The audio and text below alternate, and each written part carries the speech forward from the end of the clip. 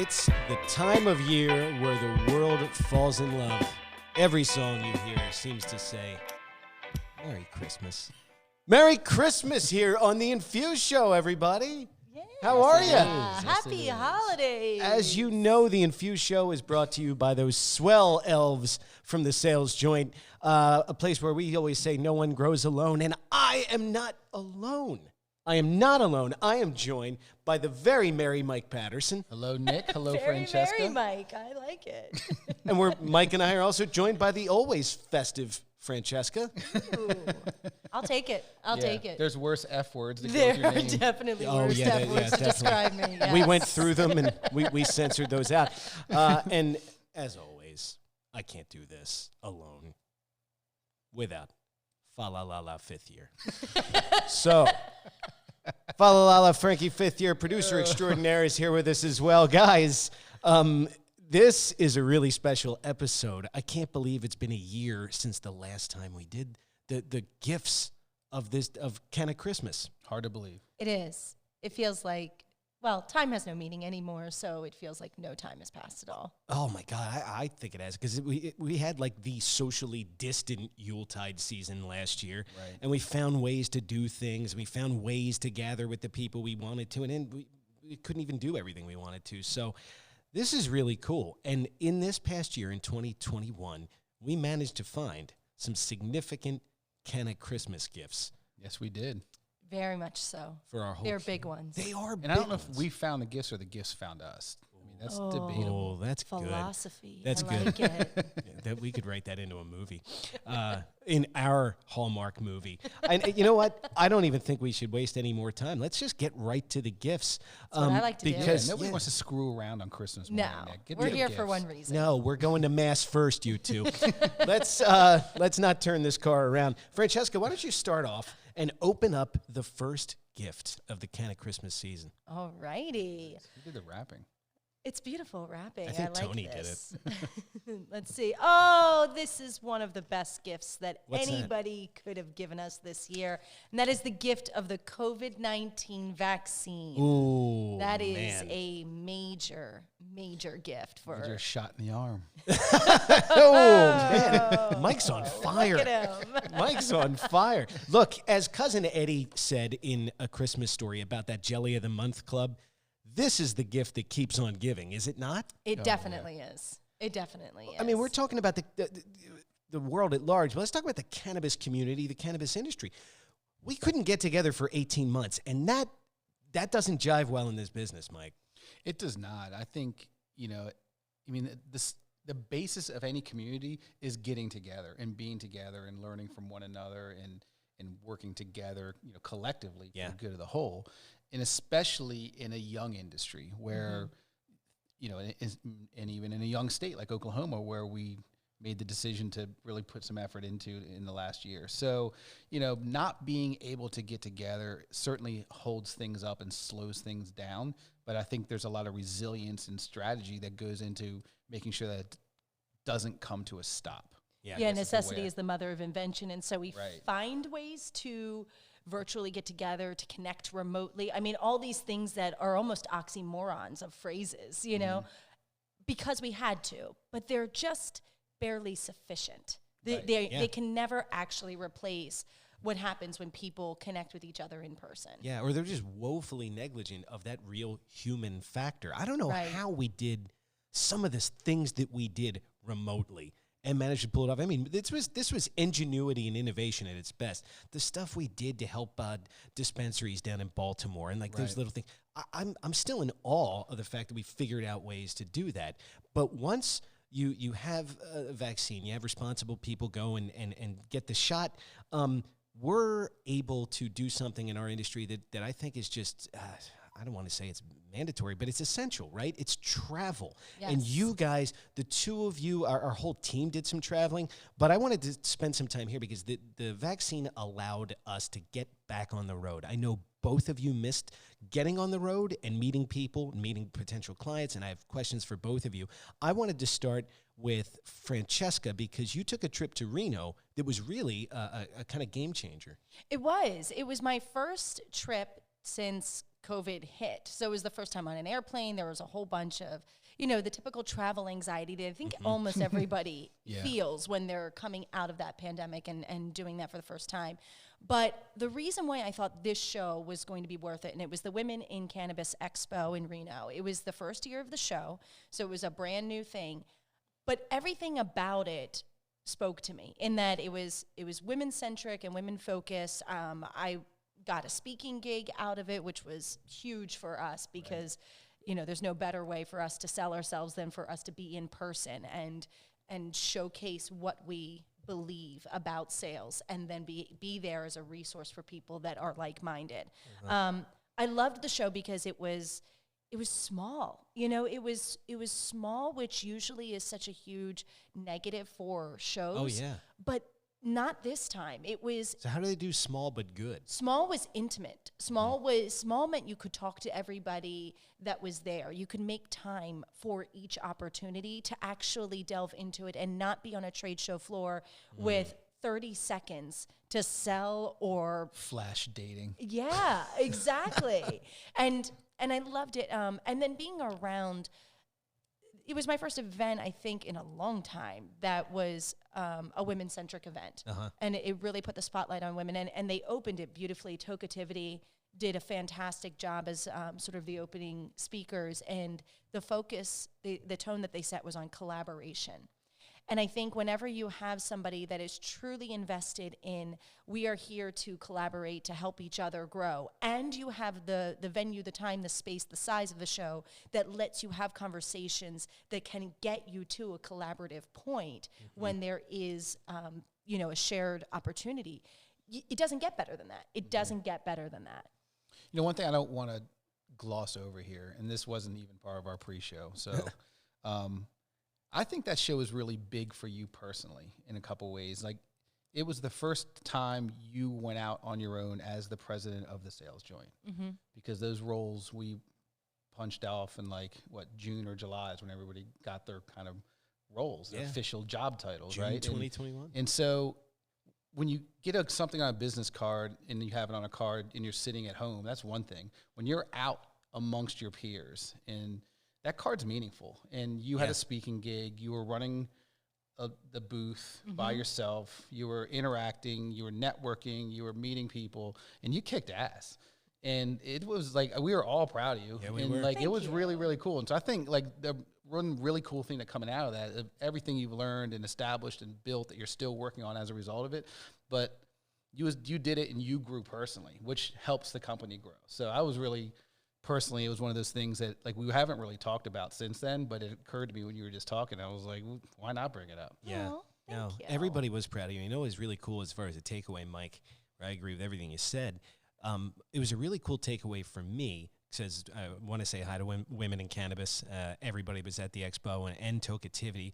Fantastic. But that group in particular, you guys support one another in a whole. It's impressive. It's a whole different definition. Yeah, it is, and I really think my biggest takeaway from that show is that the way women were connecting with each other was so different than in a typical trade show that is run by men usually. And in typical trade shows, I might have said this before, but in typical trade shows, I think it's all about peacocking, and it's about making sure you look big, making sure you look impressive, making sure that you're drawing people in. And what I found in this show, and I really do believe it's because it was women focused and women built, is that the connection was more around we were able to be vulnerable with each other, and that kind of honesty opens opportunity in ways that the bravado can't. Yeah. Bravado is very much a wall. It's saying, I have everything I need. You want me. And vulnerability is saying, here's what I have and here's what I need. And somebody going, I like what you have and I have what you need. So let's work together. Yeah, I think that's a really insightful way to view that. And it's a vast difference. I mean, because vulnerability and professionals, although they go hand in hand, vulnerability and professionals, but that is a vast distinction. And Yeah. I think because it was a women's event and because it was smaller and people could get around and really spend time to get to know each other and what you're all about and what your brand is up to, that was big. And that was the first time that we've ever come back from a small event and said, ooh, these small ones might be more worth our time than we thought, as opposed to the 30,000 person one where people just are brain dead by the time they get to your booth, if they get to your booth. Yes. So that was really like a little bit of a game changer for us as we started planning out 2022 to think about, well, which of these smaller events can kind of replicate the experience you had. Yeah, that's a great point. So it was well worth the travel anxiety and conquering that to be vaccinated at this event with these incredible women, where we weren't just talking about our businesses. We were also talking about our disabilities. We were talking about how hard it is to raise capital. We're talking about how few roles or how few women are in decision-making CEO roles in cannabis, and how we can change that and the frustrations we have, and then and then being honest about it's even more difficult for women of color. And so it was just such a huge difference coming out of that than any other show. Right. You're 100% right. Yeah. I guess I don't know what maybe I do. Maybe when I go to a trade show, maybe I do peacock a little bit. Maybe that's a guy. Frank always says I walk around the floor like I'm like Scrappy Doo or something, and I'm always even going in other people's booths and doing business. But that's a story for another time. The other thing I guess that we were able to do with the vaccine open up with travel, Mike, I wanted to go here with you. You guys were able to travel to a market where we'd been working. Right. We'd been working in the Sooner State of Oklahoma, but you and Francesca had the opportunity to go there. What did that mean for you? Yeah, that was the Oklahoma trip was long overdue. And I think, we started doing business in Oklahoma back in like January or February, maybe a year ago in December. I'm not exactly sure when it was. But because of COVID, we couldn't really get there and start assessing the market and seeing and meeting and collaborating and all that kind of stuff that we normally do, which kind of violates one of my golden rules of business, which is you have to get your ass out there and you have to meet people and see and learn and experience. And, it comes back to like the underlying theme of that is you have to be able to speak the language. And every market has its own dialect, I guess is the way. Even though it's all in cannabis, everybody works a little different. And we didn't get out to Oklahoma until September. Or October. It was October. It was October, yeah. And Francesca did a talk for a group, and it was well worth the time to go out there, and then also take extra time to tour around and go to different Tulsa, Oklahoma cities, some of the rural areas to check things out and meet people and see the operations and really get a pulse of that market. And we learned real quickly that we're doing some things wrong, and we came back, made adjustments to how our approach to that market was, and they've proven to be good adjustments. And there's probably some more adjustments we need to make to really continue to serve that market as best we can. But doing it remotely, if we didn't do that, we would have never known that, and we wouldn't have been operating at our full potential, and the clients wouldn't have been getting like the full experience of what we can offer, I think. Yeah. I remember when we were driving back from the visit from a cultivator's facility on the first day. It was before the speaking gig. It was before the whole reason of going out there. And we said, if the trip ended here for some reason, it's still worth it. It was still worth it to come out there and be like, we now see the dispensaries that we are calling into, and that can change which ones we're calling or how we're calling them.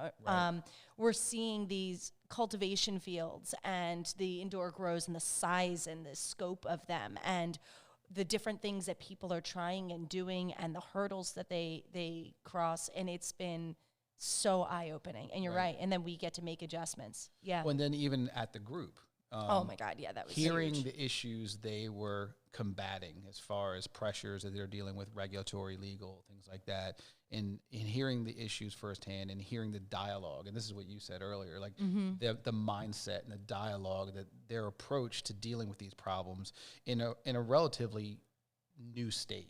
Oklahoma is really, as compared to other states we work in that are much more mature, and those aren't even issues there anymore. Right. And so it was really eye-opening to see that. And it gave us, again, it's a whole new perspective on, okay. So this is how this group thinks, or even like, okay, I hear the differences in opinions on a single issue, and I understand where each of them are coming from. So when we approach cultivators, you know, going forward. We know that this is a fear, or this is a hurdle, or this is exciting to them. And Right. we wouldn't have known that if we didn't go Right. listen to their business agenda at the top of the meeting Yep. and then do the speaking. And just a quick shout out to Green Country Cannabis Growers Association, which is who we went to speak for, at, with, to? One of those. It's one of those. Should have worked Yeah, that was this out. good. That was Pre-show. That was a good trip. It really was, and thank God for the vaccine, because it was Yeah. one of those things that wasn't an option for us to do Yeah. really much earlier than we did, and it was one of those things that we said we're never going to a new state where we can't go and do our pre-work and get kind of the momentum and traction going and our real foundation of our knowledge that helps us tailor our offering into that market. Yeah. It's in such a much different better way. culture. Like you said, it's Yeah. a different dialect. We're all speaking cannabis, but a different dialect. It's such a different culture of cannabis in Oklahoma versus, you know, California versus Colorado versus Oregon versus Washington. So different. There was something that I wanted to bring up, just because it's one of those things you don't think of, I think, unless you're physically present in a moment, in a situation. And it was something Mike shared when he got back. If you could you recollect, and we didn't talk about this in pre-show at all, but you guys went and visited my man at Great Barrier Reefer. Hey, guys. Oh, man, that was awesome. He like, was awesome. Some of the funniest, Solid. coolest, nicest guys in the state of Oklahoma. But I mean, you were able to talk to a store. Frank and I have conversations. Ashley has conversations with store owners all the time, but you can't really see things from their perspective. Right. Mm-hmm. Yeah, this was a great visit in terms Yeah. of he took time. He was very generous with his time during the day. You know, we made an appointment, obviously, and he knew we were coming and wanted to just introduce ourselves and share a little bit more about the sales joint and what our goals were and how it, and really, you know, how it might help him. And how But it's being received, too. Yeah. I mean, the whole point is to make the lives of dispensary purchasing managers easier and the Exactly. lives of cultivators easier. We're always talking to the cultivators. We don't get a lot of opportunities to talk to the Yeah, that's dispensary what I meant. owners. So this Yeah. is like, this was a golden one. Yeah, and it was great. The stuff he shared with us about his day-to-day, and, you know, we always say you have to walk a mile in someone's shoes to really, and I felt like we walked 10 miles that day, because he really shared a lot with us that, again, helped us to further define, like, what we wanted to provide to dispensaries and how it could be even more of a game changer for them in terms of saving time and adding efficiency to their purchasing operations and activities. And plus, he's just a hell of a nice guy with a He great was store. so great. Yeah. And Yeah, I so- loved what he said at the end. He was like, he wants to work with the growers themselves, not the brokers or the distributors. He's like, I like to know that the money I'm spending is helping somebody's kids Yep. get uniforms for their baseball team or whatever it is. Like, that's what he That's the wants small to see. business And approach. so, yeah, exactly. So it was exciting to be like, wow, we are aligned, and that is exactly what we're trying to help make happen. Yeah, Right. I think we learned a lot from him, even from like just telling me, hey, don't just stop by and throw samples at me. You know, respect my time. I'll respect growers' time. Like stuff like that. I Yeah. thought it was fascinating. He to listen great. to. That was a great visit. Yeah. And we had more travels. We were lucky we were lucky. We were making up for lost time. So, Francesca, rounding out that travel rather recently, huh? Yeah, we went to the Big Apple. We were exhibiting in New York at the CWCB Expo, and it was a good show. It was a good show for us. We I think got a lot out of it. Sure did. I think what I saw at the show was a much lower attendance than I expected. But that didn't scare us, because we knew from Reno, small shows aren't bad shows necessarily. They're not one and the same. And so we were able to take what we were, what we had, and make the most of it. But I think one of my favorite takeaways from the New York trip was that our whole team got to go out there. Yeah. And we were supposed to do that with MJ Biz. We were going to have the whole team out in Vegas, and then with the Nevada mask mandate and just the cost of going to MJ Biz, it just wouldn't be the same. We knew it wouldn't be the same. We had already signed up for New York, so we said, let's make that our big team trip, and just going to Rudy's every night after the show to decompress, and dinners and hanging out and working together. It's that connection that you can't replicate with anything but the real thing. Yeah, it was overdue. I mean, you think about last year for us, a year ago now, we were still operating as Alias Can. Yeah. You know, the sales joint rebrand happened in like March, April, somewhere in there when we finally started, you know, putting all that together. And so, and that was a lot of work. That was all done by Zoom. When you think about it, we were all doing, you know, remote, and we busted ass for a long time wearing multiple hats and getting this new brand lifted and up and running and operational. And now we're in 2 states in that, you know, pretty quick amount of time. And so I'm like Francesca and I, the whole goal of this was like, hey, we're going to do the show. We're going to get some leads. We're going to meet some people. That's going to be great. But the team needs this. And, you know, just from a culture, from a just team building, we needed that.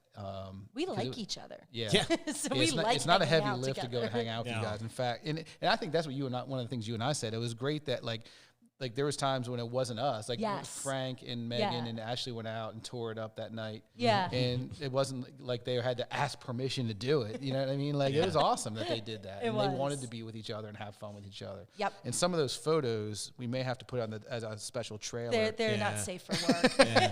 As Levon Helm said in the last waltz, New York was an adult portion. That was one that I think we're gonna have to because I always say that we go somewhere and then our wonderful team turns into the damn Rolling Stones when they go out at night. So I'm like, who came in at 3? Oh my God, you gotta work the show tomorrow. Hey man, the only thing that matters is everybody showed up for their shifts at that booth and killed it. Everybody and that's something special. Yep. And we had the added impetus though. As soon as that show was over, booth 142 moved its ass to 44th and 9th. Rudy's Bar and Grill sponsor the Infused Show. Please do. We'll sponsor you.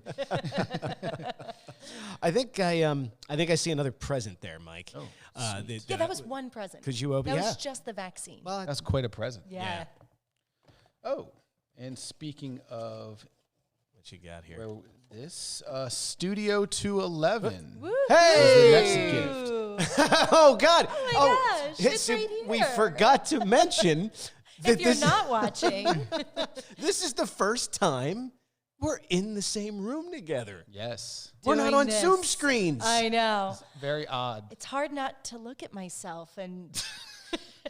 Oh yeah, that was something that guys. Francesca had a problem Frank, can we with. put a mirror up over here so that way she can still see herself? We're gonna need Is monitors the there, hair and there. flat? Are the teeth? Is there food in them? I need to know these things. There was a moment at the New York show where the 3 of us got to sit down at these mics together, doing because we did a bunch of interviews from CBD Expo. So Infused went to that show as well. Hell yeah, it did. And in a big way. we were sitting there and we just riffed for I don't know how long, and we were like, my God, it feels so good to not wait for the Zoom screen to focus on you or you. And oh my God, it just felt natural, which it feels natural too. I'm in love with this space. Yeah, this is a long time coming. You think about how long we've been talking about this. Yeah. And then, you know, planning, and it wasn't until we started coming back more like over the summer and like getting back in the groove of saying, all right, well, when are we actually going to feel safe about coming in to record and all that? And so we put this line in the sand. I'll be honest, I thought you guys were full of shit when you said we were going to be ready to record the December episode. I was like, all right. And I really didn't think we would Season's pull this greetings, off. Mike. We're here. But it came together great. You guys had such great vision for this and such great ideas. And I mean, you and Frank especially know so much about all these things that are so foreign to me. And so it was really fun for me to watch it come together and see, you know, just the creativity and thought that everyone put into it, and just kind of sit back and watch it happen. And it was really neat. And so I'm super pumped to be here because it just lets us do what we like doing, communicate, send, you know, get our messages out there, let other people have a forum and a platform to get their messages out about cannabis and about the business side of it, which, you know, as we're seeing and as we're understanding, there's not a lot of people that talk about what we're talking about out there. Sure thing. You know, we're not talking about strains and what's our favorite, you know, like dab this week. We're talking about stuff that's really impacting the industry and impacting business. Yeah. And so I'm super proud of that, and I'm really excited about what's ahead for this show. You know, just some of the contacts that you and Frank made in New York that we can't talk about now that are sitting on like the horizon that I'm dying to say. Yeah. But man, like this is really, really exciting. And I just want to really congratulate you and Frank and thank you and Yes. Frank for everything you've done for not just the studio, but for the show. I mean, this is like your brainchild, and this is something you guys have really worked hard at and put a lot of passion and time and energy into. And to me, it's one of those things that I never dreamed it would do what it's done for the business and for the industry. And it's really exciting to see. And I know there's so much more ahead that's going to happen in this studio. So Very well said. Yeah. Very well said. that's not even what was on my paper either. Is it? Freestyle. I mean, I love that because I love being in person for all the obvious reasons that we already talked about. But just having this space, like we get to personalize it. We get to pick out the things that we're surrounded by, and we get to show ourselves and our personalities and our dynamics off so much better with all of this. Really get to explore the space and and really get to like have fun with it. And there's it opens up doors for more interviews, more content, more everything that we want to do. So yeah, Studio 211 is a huge gift, and Mike is absolutely 100% right. It's you and Frank. This doesn't happen without you two. So Exactly. you guys are the gifts, No. really. Oh, jeez. Well, thank you. I'd like to now read a poem that I've written. No, look, doing this show is a gift. So I know Frank feels the same way. So we thank you for that. And Studio 211 is the greatest thing. Every time we've come in to work on it, it's been fun, and just watching the pieces fall into place has been amazing. And then what I always go to is the hero of the show is when you get to watch Frank just light up as he opens a new piece of equipment, or now look what I can do. Look what I can do here, or I don't have to rely on this now. I have this, and like you both said, it's going to open the door for more interviews. People are going to be able to call in now. We're gonna be able to connect with some of the contacts that we made up in New York, and we're looking at booking a really impressive 2022. So I'm just thrilled. So Yeah, it's exciting that Infused has the home of Studio 211, and we have the capability to go on the road and to broadcast from events and for shows, and we're for hire now in a lot of ways. Which And that was a huge eye-opener awesome. of New York. Yeah. And that's, if we weren't doing Infused in New York, we wouldn't have even thought of, oh, wait, they're having a brand launch party on 420, and they want us to come up there and, add value by allowing their guests to do interviews, because you're co-promoting. Everybody's co-branding and in cross-marketing and all that stuff for free. Yeah. So it is a big shot in the arm for an event and a big credibility builder. It just adds energy. Like the energy around our booth it was great. It was so little to do with the sales joint, so much to do with Infused. 100%. Yeah. And it was really cool. I mean, there was people that were pumped just to watch what Frank was doing. Like Yeah. they were all on his shoulder like parrots. Fangirls. Yeah. What do you do? Hit that button. What's that button? No, you're absolutely right. And one of the things I don't want to bypass is that feedback you guys mentioned. People love that we were doing an industry-driven show, and that I'm not shitting on those people that talk about the strains they like or different things. We need those too. Yes. But there's room for a lot of us in this space, and it was just cool to see that people appreciated our approach. Yep. And I'm really excited about where we're going. I like how you said that. Yeah. Well said. Looks like you got a present there, Nick. What's in it? I do. Oh, I love when I get this. Uh-oh. When are we doing? More rec legal states in the United States of Yes, America. That's sir. right. Cannabis coming Ding, to ding, Connecticut, New Mexico, New York. Another 17 months maybe. And Virginia. Virginia. Guys, we've got these new markets. Yes, we do. And Progress. They are a huge gift because we're furthering legalization, state by state if we have to. But that means there's more access for more patients and, alternative medicine for people that need it. And obviously an alternative for a recreational use of it, which is, as somebody who doesn't drink really, that's awesome to me. I can't wait to the point where you can have a joint or a glass of wine and they're treated the same. And that's what more states legalizing does, is it moves that needle bit by bit every day. I could really go. Can I have a joint and a glass of wine for the next segment? Rudy should switch that up. Instead of the hot dog with a beer, you get a joint and a glass of wine. Look at those markets, though, and think about this, Mike. One of Francesca's points, though. I've read the same things you read. We're talking about places like Virginia, places like New Mexico, and New York. And think about the people we can get off of opioids if we can, and kind of help do some healing in those markets. That's one thing I know that all of us are looking forward to. I'm really hoping that as the more states that go medical and then rec, they're learning from each other is my hope in this, and they're going to do it better and learn from the mistakes that the predecessors have made and bring on new horizons and raise the bar on how to do it right without really hurting the industry by either through over taxation, which we see in a lot of places, over licensing, under resourcing. There's so many things that the initial states have learned, have done wrong, not really wrong, but not done as good as they could, I guess is a better way to say it.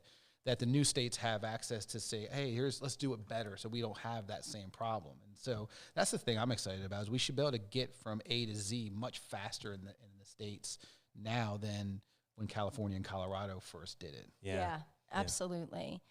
And I know like some of those, there's more opportunities for small business, for craft cannabis, for all these things that will bring valuable dollars and revenue to places that need it to fund, really important endeavors in each state. So, when you go to a dispensary, you could be supporting your schools or roads or any kind of state infrastructure, or there's so many things that you can do with cannabis beyond just what cannabis does, which is amazing in and of itself. So I know I have a couple of shows that I'm speaking at in 2022, and Virginia is the state for one of those shows. So nice. I'm really excited to be, in a very emerging state, especially with our experience, and be able to hopefully share what we've learned to the people that are starting their businesses so that they can start them more effectively and have success right out the chute. Yep. Yeah. And that's the one thing I feel like, they don't need to reinvent the wheel. No. We've got a tire store here. So we can help you quickly, effectively, efficiently, and that's the part that's exciting. How fun is it when we pick up a new client that is in it for the right reasons, a craft grower that wants to help people, or a dispensary that wants to have a great customer experience for their patients and their patrons, and to see them light up and to see them do well, like that's super rewarding for us. Yeah. And that's why we do what we do. Yep. And as many ills as prohibition rain down on this country, those all can be healed. And so every state that legalizes, there's multiple opportunities to free prisoners from prohibition, to get people off of addictive opioids that are dangerous to their systems, to have small businesses succeed, to, correct the horrible racist inequities in in what prohibition has done. So there's just so much to get right every time we legalize. Yeah. I'm excited about that. I'm excited that we've worked very mature rec legal markets and learned a lot, and want to share that. Then we've worked really new medical markets. We've worked established medical markets, new medical markets, but I'm excited about what the sales joint can do for these new states, these new growers who are just getting their feet wet. So that's going to be really cool. Yeah, we can help you skip all the painful learning. That's going to be really or a lot cool. of it, at least. Guys, you may have seen I put a little piece of paper near each of you. I was hoping we could have some holiday fun. Oh, wow. Unless do you guys like fun?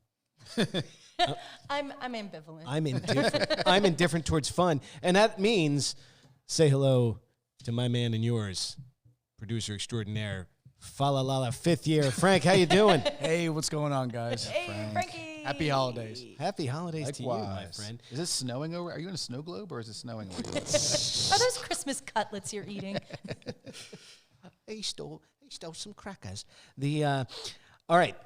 I'm going to ask you guys to write this down, because usually when I ask these questions, if you've played along with us at home, when I ask, we tend to base the next response on how somebody else's answer went over. And I didn't want that to happen for this one. So you got to get rid of Take him one. in a crutch. You got to get rid of one. You have to get rid of one of these Christmas movies. Of the three, do you get rid of Elf? Do you get rid of A Christmas Story or Christmas Vacation? Oh, yeah. I asked the tough questions here.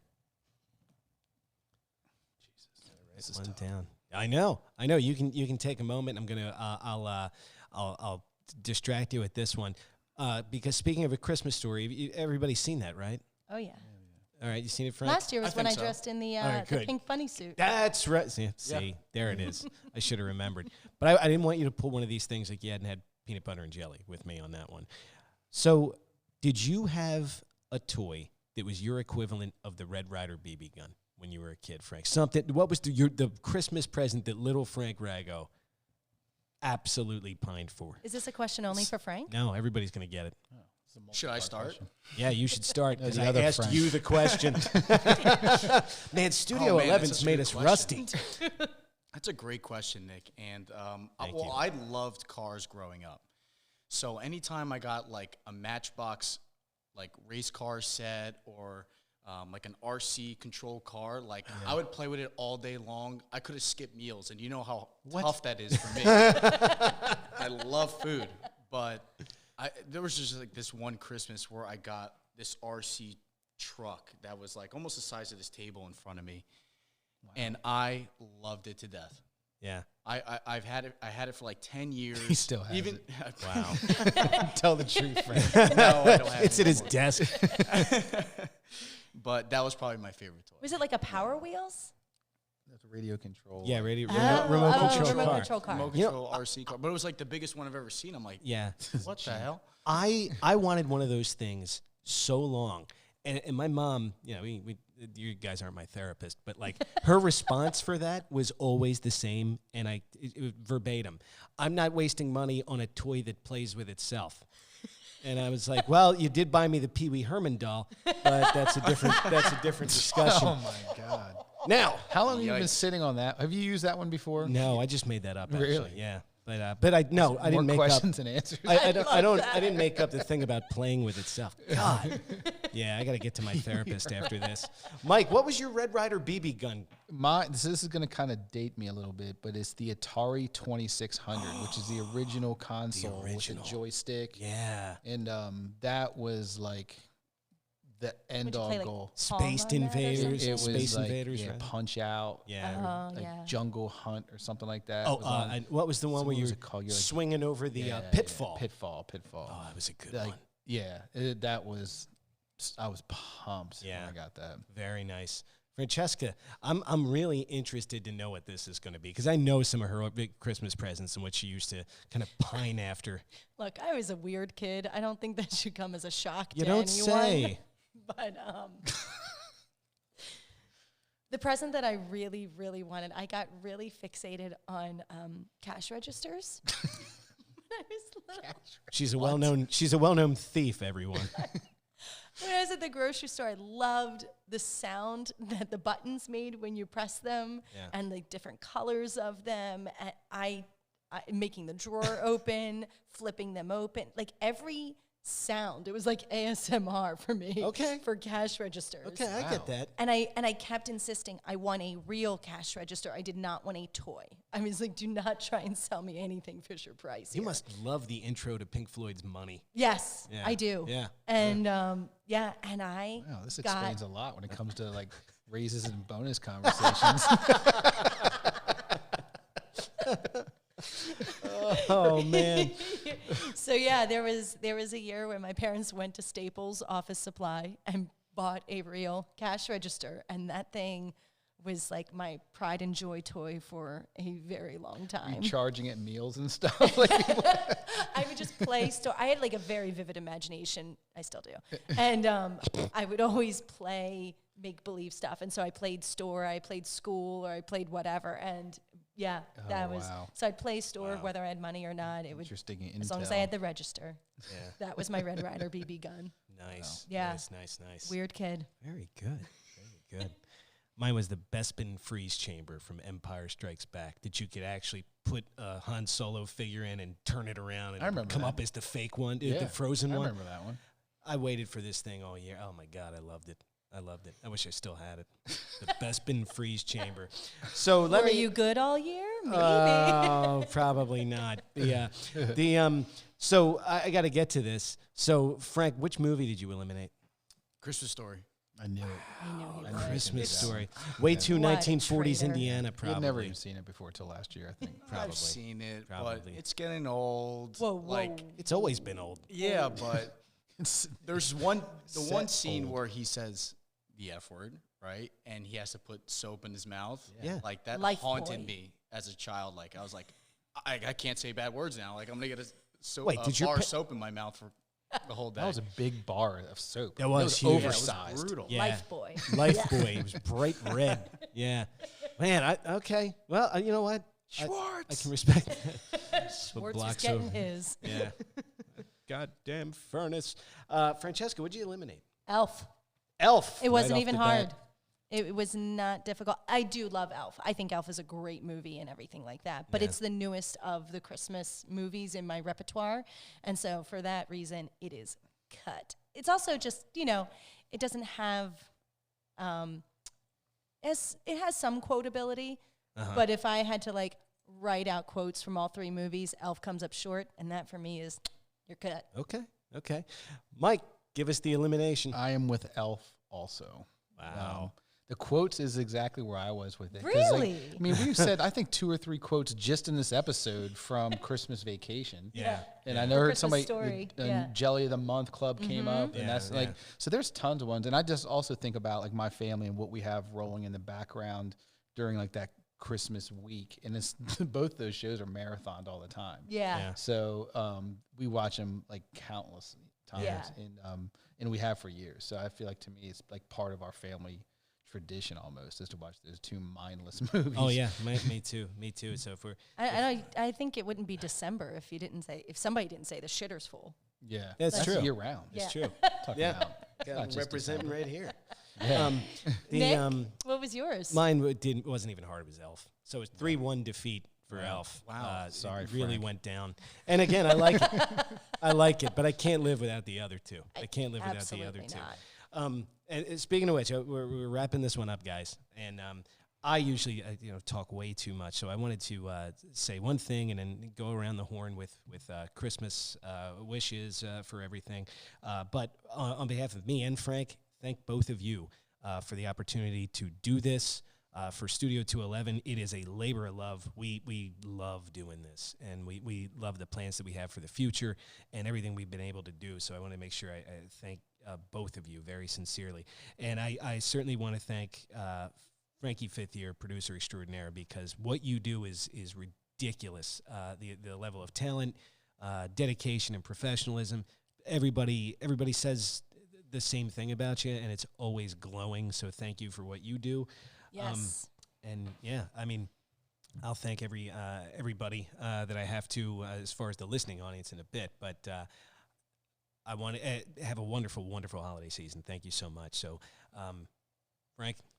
That was beautiful words, Nick. Thank you so much. And it's been an absolute pleasure to work on Infused with you almost every day. It was, as Mike put it earlier, it's our brainchild. It's something that we've always wanted to do, but we couldn't figure out, how it implemented with, our company and the products we were offering. Nick, you are a born natural at this. You are, from day one, from the Yes. first episode, as soon as the cameras went on, you were glowing. Well said. You're amazing, man. It's an absolute pleasure. Thank you, Mike and Francesca, for allowing myself and Nick to even put this together. Your leadership, your motivation, the trust you put in us to get this thing up and running, edited and sent out on time, posted is a true blessing, and I can't thank you enough. So, Guys, That- you're that's the so fun part. sweet. got something to say to the listening audience, Francesca? We're wrapping the year up. I'm going to be brief because I could continue the thanks circle because it's just too good. You guys are great. Love you. And major thanks to people that are listening and watching, subscribing, rating, reviewing. Because there's no point in doing this without the people that are invested in following us and getting something out of it. That's what we're doing this for. So we love this other avenue to be creative and helpful. So thank you for everybody and everything that made that happen, which is everybody in this room and everybody that's got this in their ear holes or eye holes right now. Or, okay. Also, Merry Christmas, Happy Hanukkah, Happy Holidays, all of that. Yeah, I'm just really appreciative that the year's over and the chaos is coming to an end. Well, that's what you think. It's season 3 of COVID coming. In all honesty, it's been one hell of a year in the midst of so much chaos. What we have done as a company and the people we've met, I couldn't be more excited about what's ahead for next year, for everything that we're doing, whether it's the sales joint or whether it's Infused or the new things that we have on the horizon. It's so goddamn exciting. So I'm just really grateful for all that and the team we have. And I just want to wish everybody a Merry Christmas, Happy Holidays, stay safe, Yes. recharge, and come back ready to roll because there's a lot on our plates. Yeah. So come back ready to rock. Yeah, we're going to have Absolutely. some new stuff for the new year, and we can't wait to share it. Yeah, we can't wait. We're going to be ready to rock in 2022. So everybody out there, stay safe.